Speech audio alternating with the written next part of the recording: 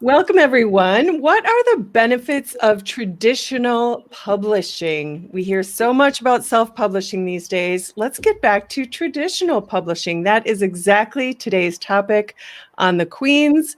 So grab your coffee, grab your tiara, and join us. Welcome to Coffee with the Queens. You are in the right place if you have coffee and a tiara. Okay, as long as you have questions, you are in the right place. Join forces where queens of kingdoms come together to share successful stories and wisdom that made our digital kingdoms abundant. Take it away, Queen Tammy.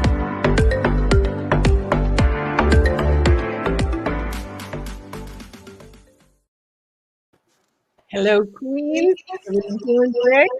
Good morning. Morning. Awesome. I was just thinking about how this pandemic has, brought a lot of craziness in a bad way, but it's also brought so many good things. There are so many silver linings that have come out of this experience this year. And one of them is that we see people starting to nail things on their bucket list, right? Check things off because they finally had the time to do them. And one of those big things is writing a book. Everyone seems to want to write a book someday.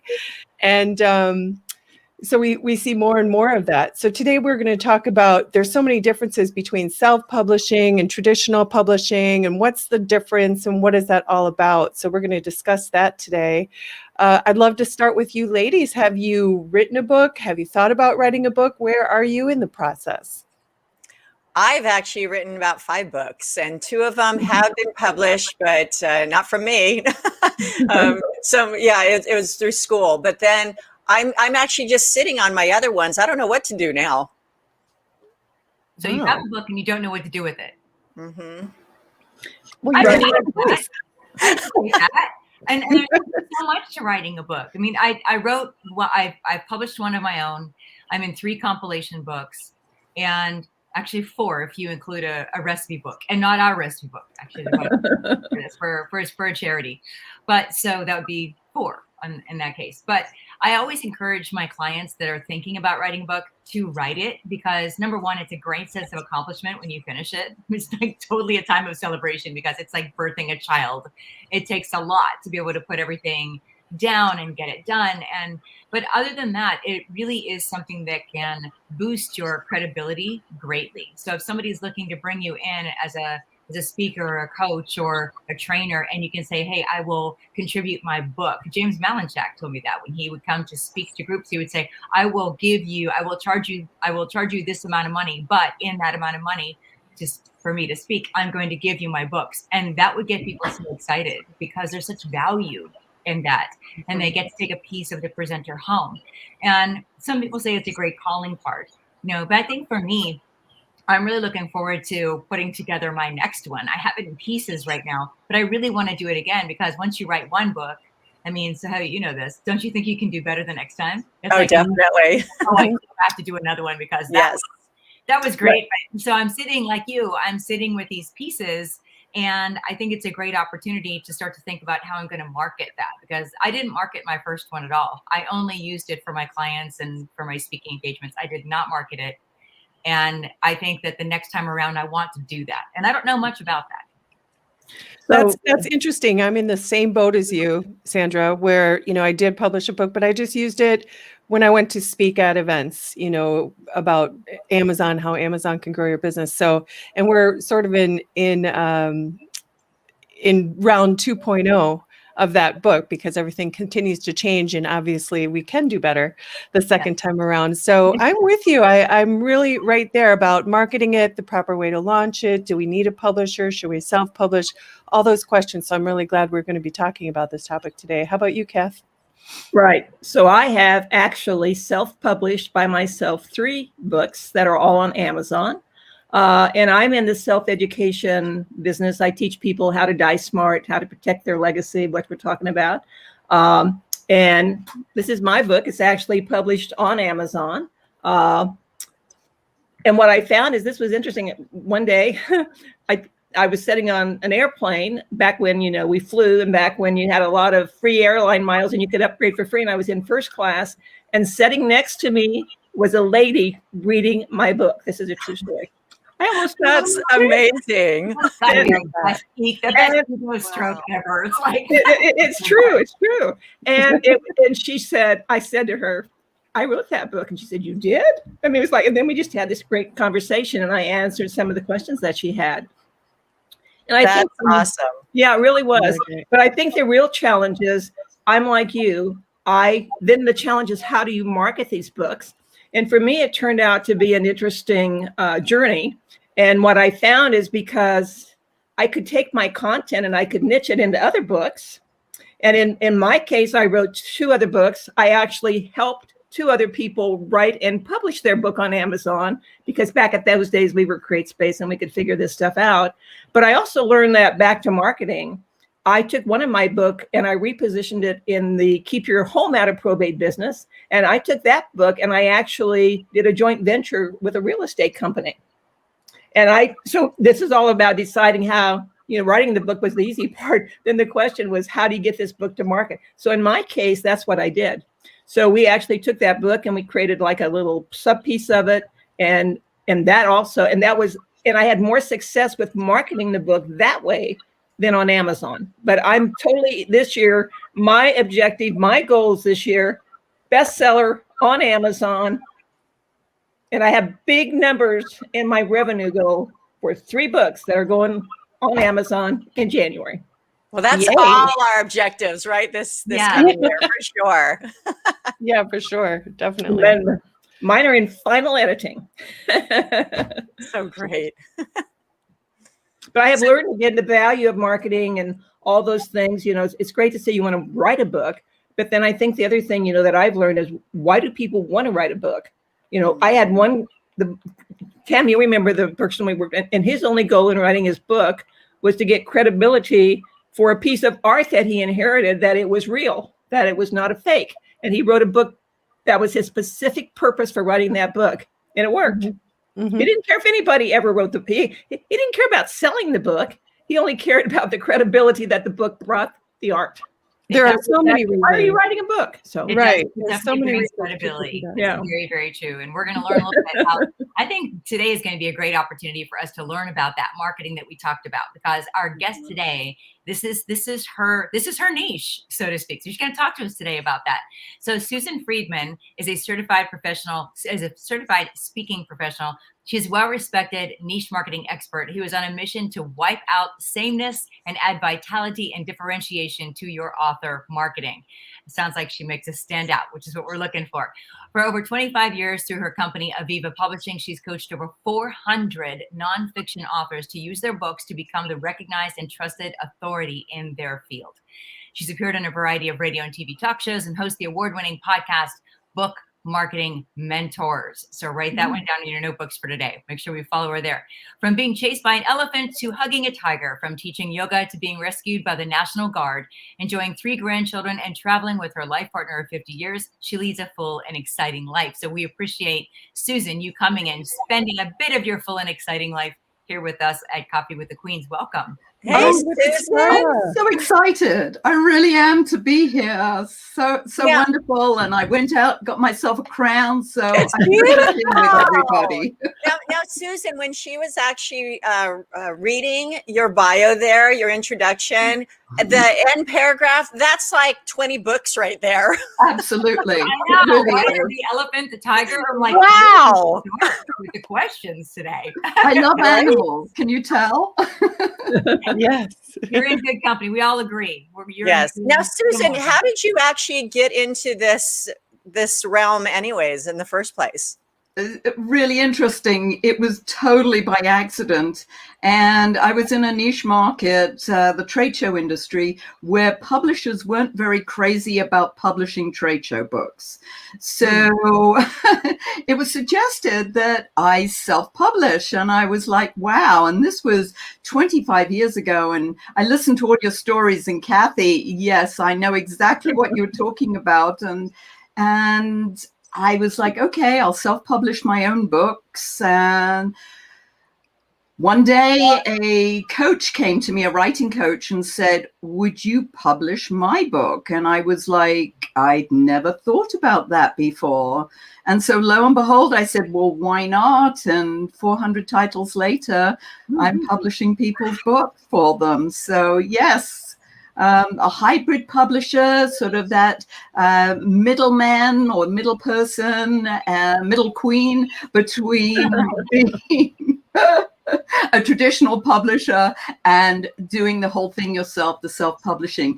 And all of you listening to all of your stories, wow, you cover the whole gamut of everything. So it's like, oh my goodness, this is fabulous. What a great mixture.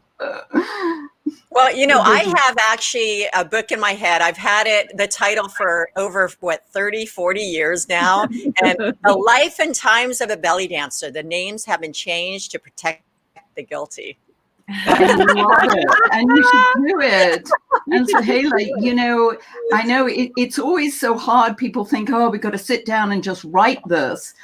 Dictate it, you know, talk it into a microphone, have one of the queens and just talk to her about it, and then just get that thing transcribed. It's so easy, and boom, an editor can help put that book together in no time.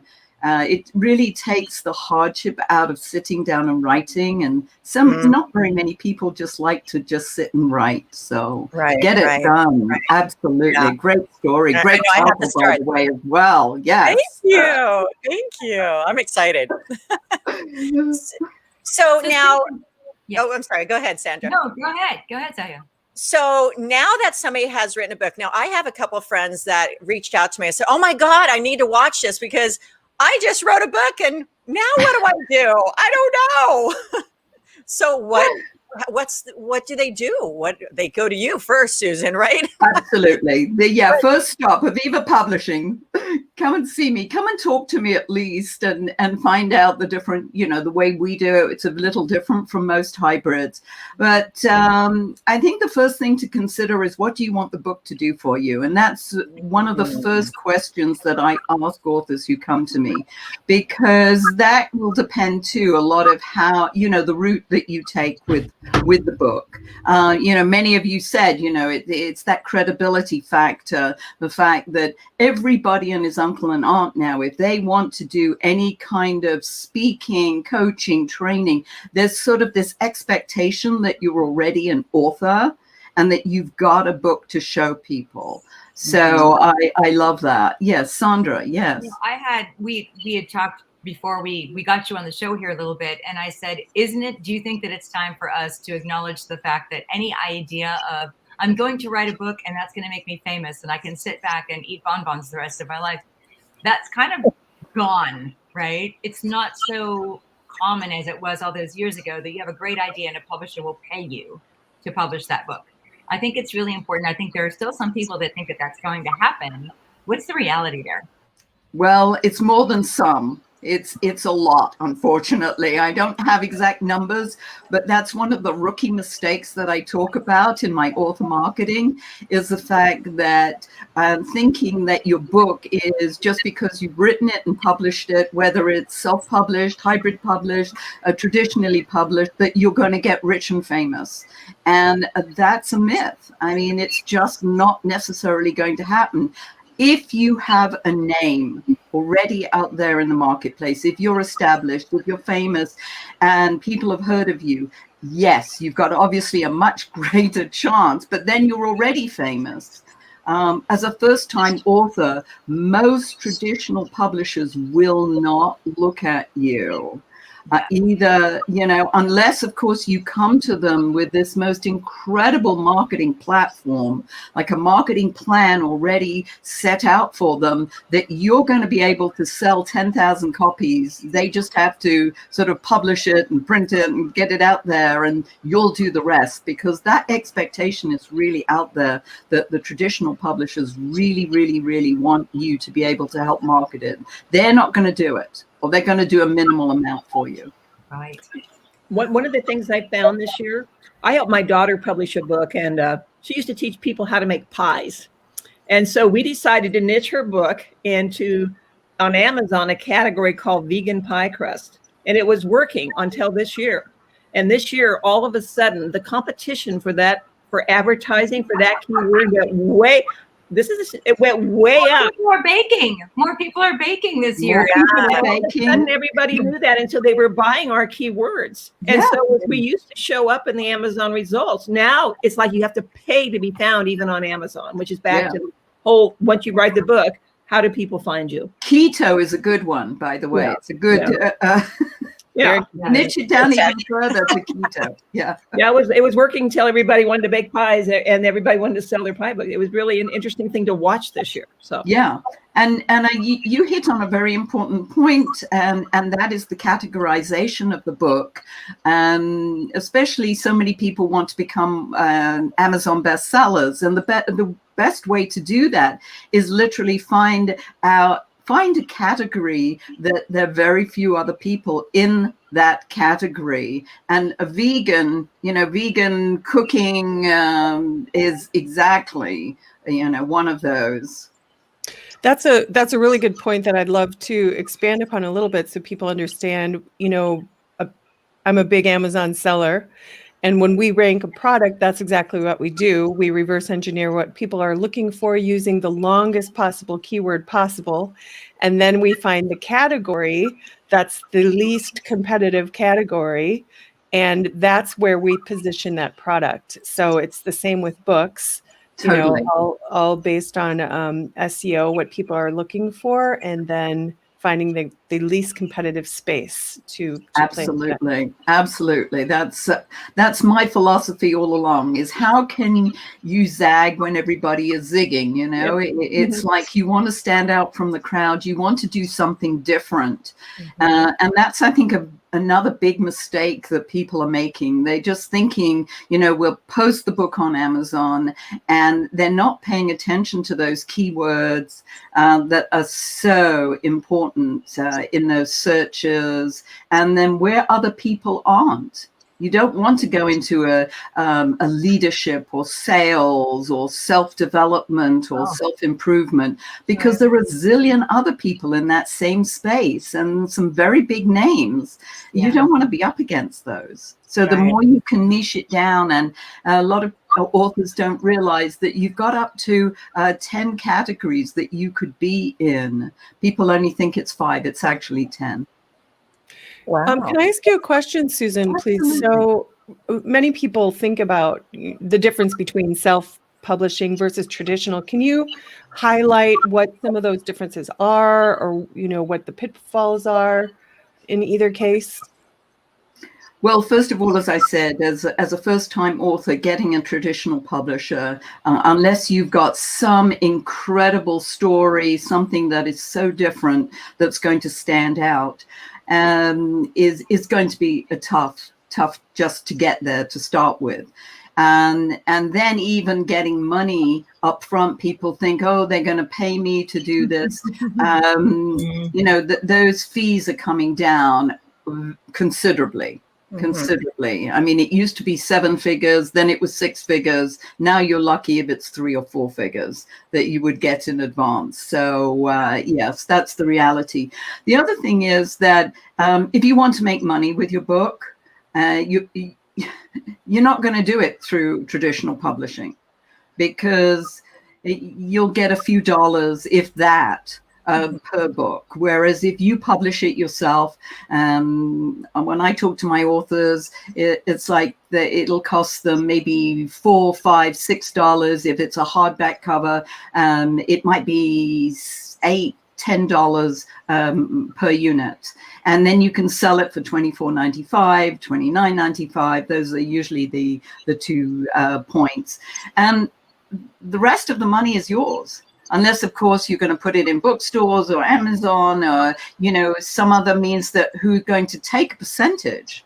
All these people, everybody takes a percentage. And Tammy, I know you know this, from selling products on Amazon, they've got to make their money too. And it's usually not in your favor. Right. The one thing we did with the products that we did for the realtors, we sort of thought of it like I'll call it a loss leader, because within the book were coupons. So what we did is we educated people in the book of why they needed to do certain things. And then we provided coupons in the book that provided forms that would solve that problem. So that was one of the ways that allowed us to provide a way for the realtors to offer the product in a cost-effective way. And that's how we got our customers. So excellent. Yeah, you can put especially if you're doing obviously ebooks, you can put QR codes in, you can hyperlink it to pages. I mean, and there you can do a sales, because you don't have the control, and also you don't know who's buying the book when they buy it off of Amazon. You don't have their name and email address so that you can market to them directly, which obviously you want to be able to do. You know, don't rely on Facebook or any of the other groups. And so you want to be able to have this your own database where you've got their first name and their email address so that you can market to them directly. So many people think, oh, they come to me and they say, you know, I've got thousands of fans on Facebook. And I'm like, great. And what happens if Facebook goes away tomorrow? Where are all these people going? Because you're not going to be able to market to them if you do not have their information. So that is critical, to try and transition them from different groups on social media to get something from you, give them what they call a lead magnet, a giveaway, a freebie, and that you can at least capture their name and email address. That's critical. Excellent point. So I have another question. So, okay, so I have 2 books that are published, but from someone else through the college, but could I republish it with a new publisher?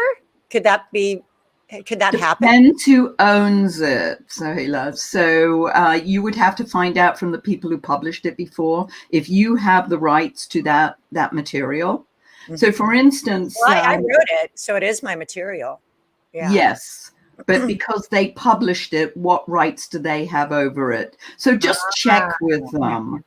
You know, even though you wrote it, do you actually own the copyright to that material? You need to just check. And often, you know, you do, or they might sell it to you for a price, and then you can do what you want with it. And then you could come to Aviva and have Aviva publish it. That's what I'm thinking. Exactly. I like it. I like the way you're thinking. Yes.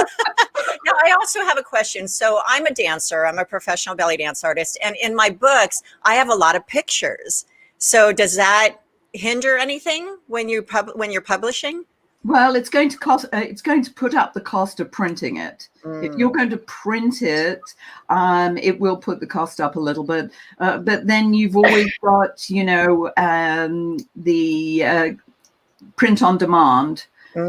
So you may be paying a little bit more per unit, but that saves you paying out so much money, because printing is probably one of the most expensive parts of the whole process.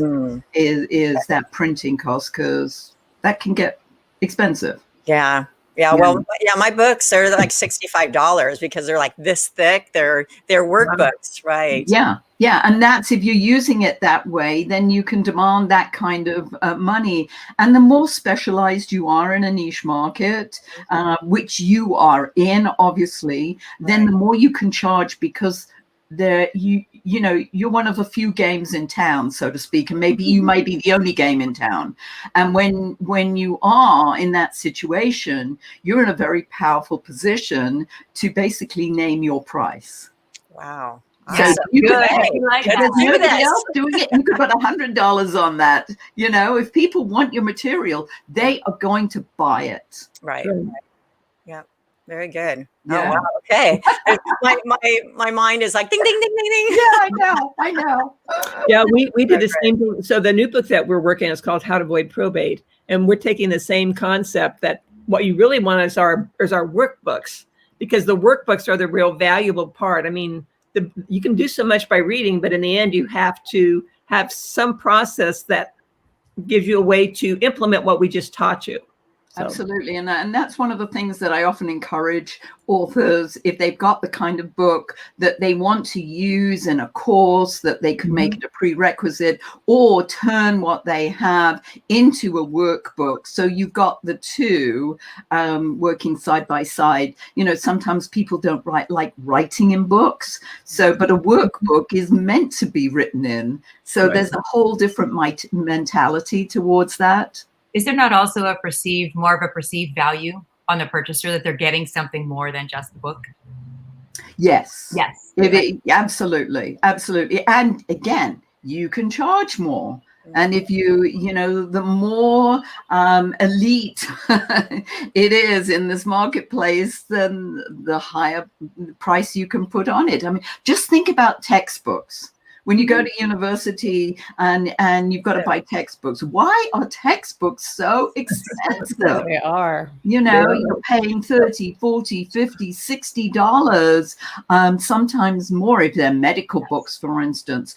They could be $100 for a textbook. Yeah. And why? Because they're the only game in town. You know, so that's that, again, that whole mentality when you're writing for a niche market, it's so much more profitable.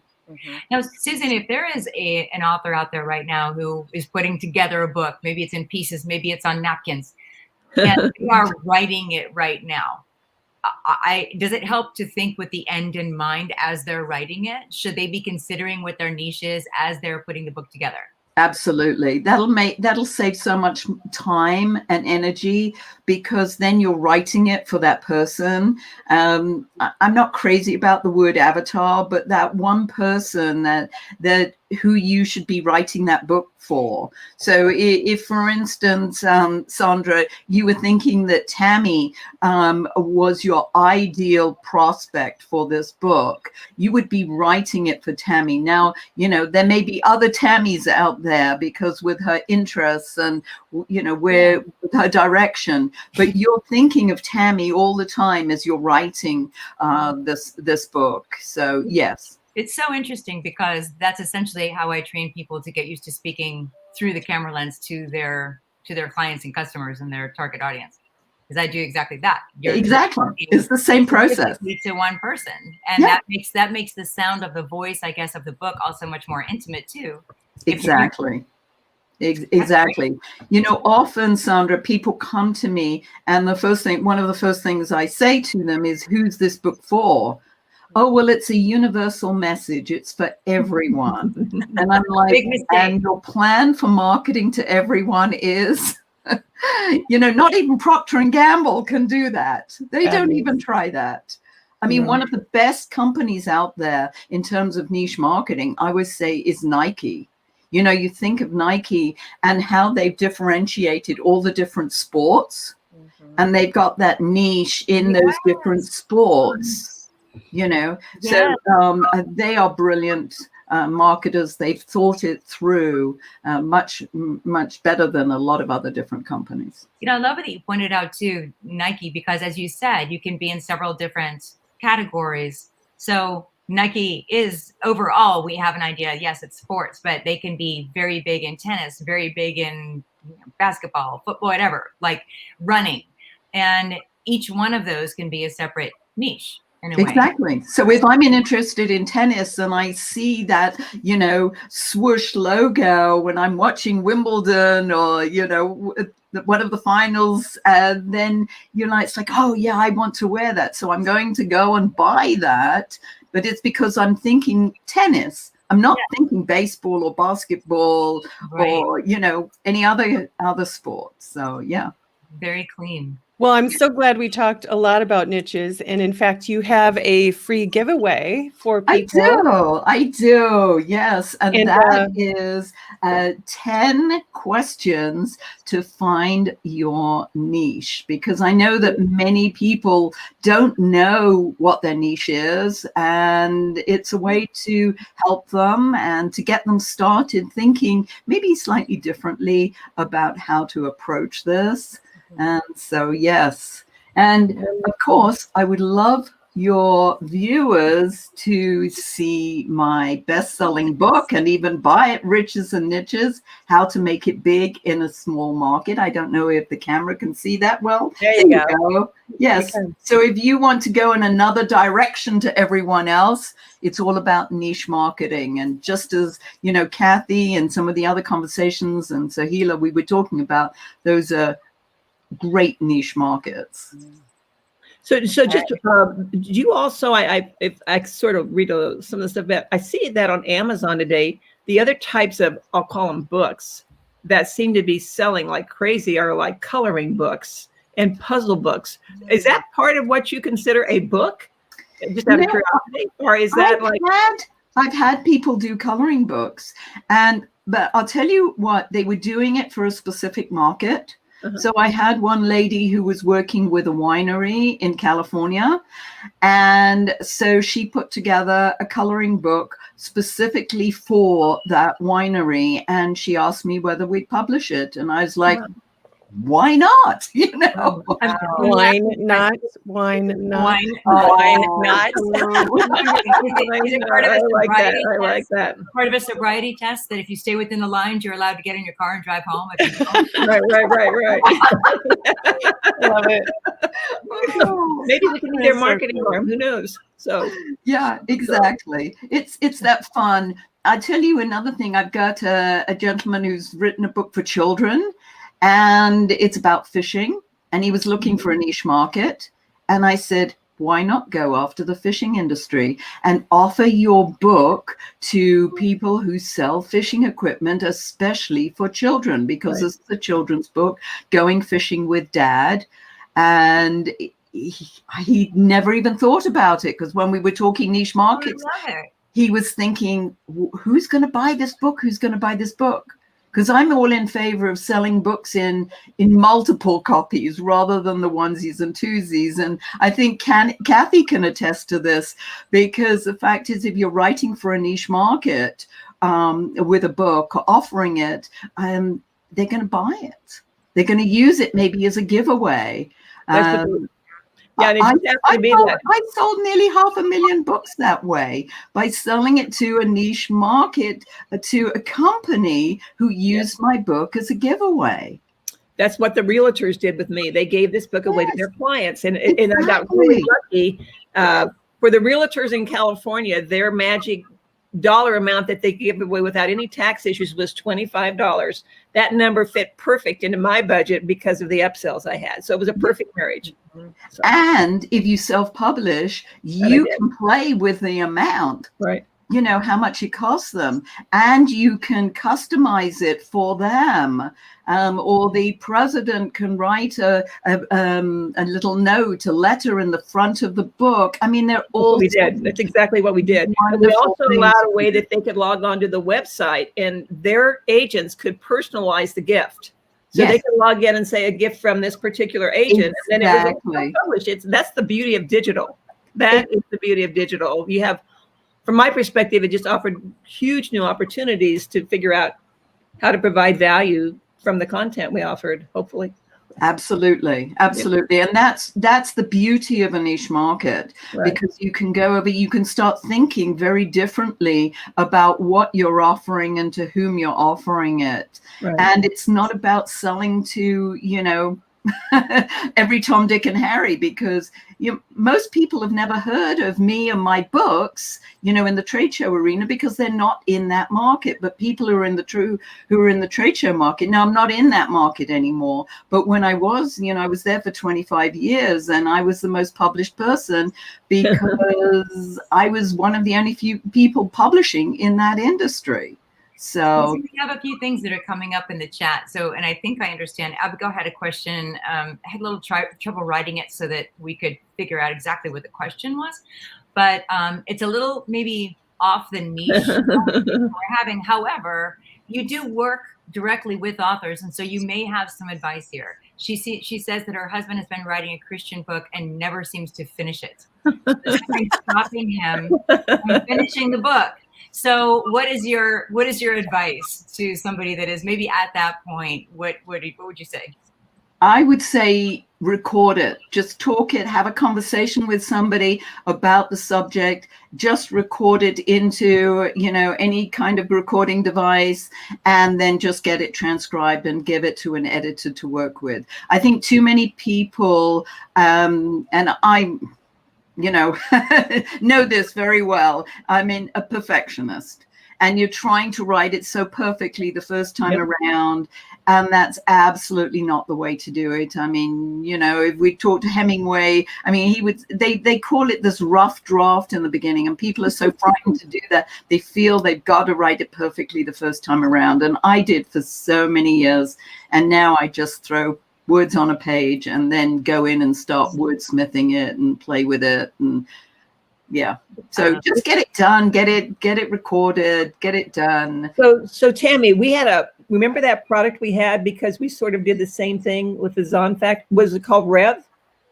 So when you're talking about translating or dictating, there's a couple of different things that we found have evolved a bit.